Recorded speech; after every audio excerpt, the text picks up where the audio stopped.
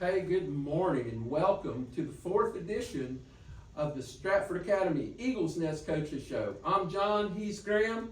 Over there, Coach Paul Carroll, and we have the four players of the game from last week: Tyler Stevens, Sanford Horn, and then we have Joshua Butts and Thomas Gregory.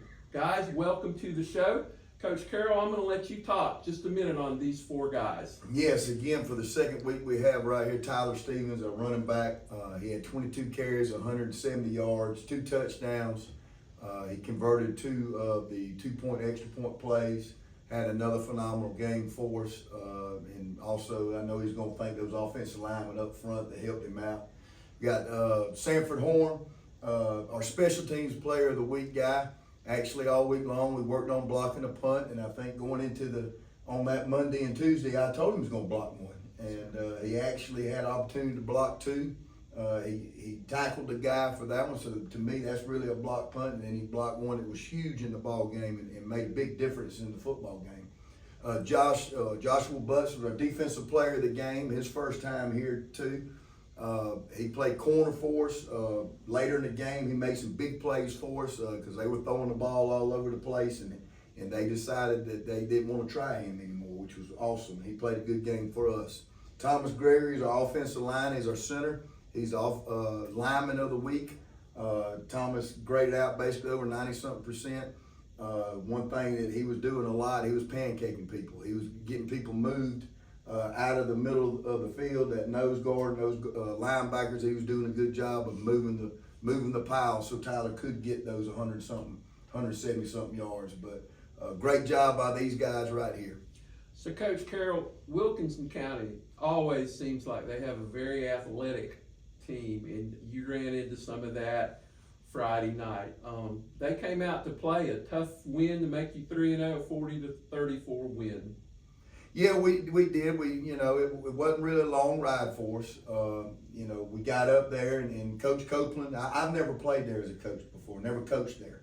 Coach Copeland did explain to these guys it's a tough place to play. And since I've been talking to several coaches around the state of Georgia here this past week, they were telling me that it was going to be a tough place. When we got there, we jumped on them pretty quick, and then we ended up going into business for ourselves a little bit on the defensive side of the ball.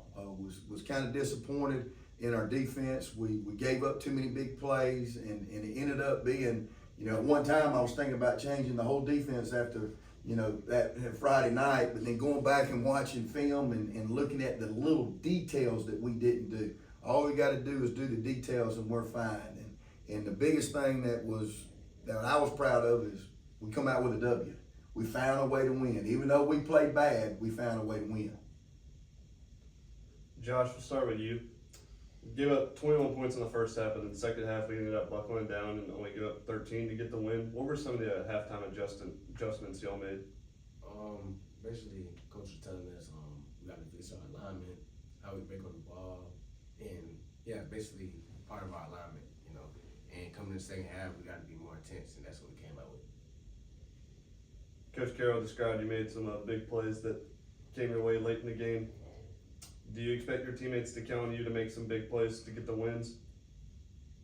Yes. I mean, okay. Yeah. What was the question again? Can you expect your teammates to count on you in the end on defense to make big plays for the win? And I think that's what I did. Fourth quarter, I really buckled down and locked in on what my expectation was, and they came out on my side strong, and then but in the all, we came out with the win, with the defense secured. So, Tyler, I think you've been here like 12 weeks in a row now. No, it's actually 3 weeks in a row. So my challenge is to challenge you with good questions. So this is your second year at Stratford. Talk a little bit about how you were accepted here and how important it is to go out there and just have great games every week. Well, it's not easy getting into Stratford. I'm very thankful, and I'm very thankful for my team. It just makes me go hard to get a win every game. So talk a little bit about your daily routine. Your game day routine. We want to know what Tyler Stevens does when he wakes up. I hear he has a little bit of a drive to school. And when do you actually start thinking about that game? Well, first of all, I wake up, eat me some breakfast. I eat a breakfast bowl. I eat me a peanut butter jelly sandwich, and then hit the road. And then I ride in silence. I don't listen to music. So then that's when it start there. I think about how I'm gonna win this game today. Okay, great. Sanford, what were some of the alignments you saw that you could take advantage of to get a block point? Well, their shield in the back, the guy on the left side, he would step out to block if they were sending someone on the outside. So we had Brady go on the outside to pull him out of the way, and then I could just go right underneath him. And Coach Carroll said you also had a big tackle which is kind of like a second block point. Well, Did you see the same thing on that? yeah, it was the same thing. It was just a bad snap, so he tried to run with it. I just tackled him. So Thomas, offensive lineman, no glory in the offensive line. I'm glad Coach Carroll got us an offensive lineman up here. You don't get all the accolades that some of these skilled players do, but your thrill has to be when you see Tyler running down the field or Tucker completing a long pass and you gave him time to do that. Yes, sir. Is that right? Yes, sir.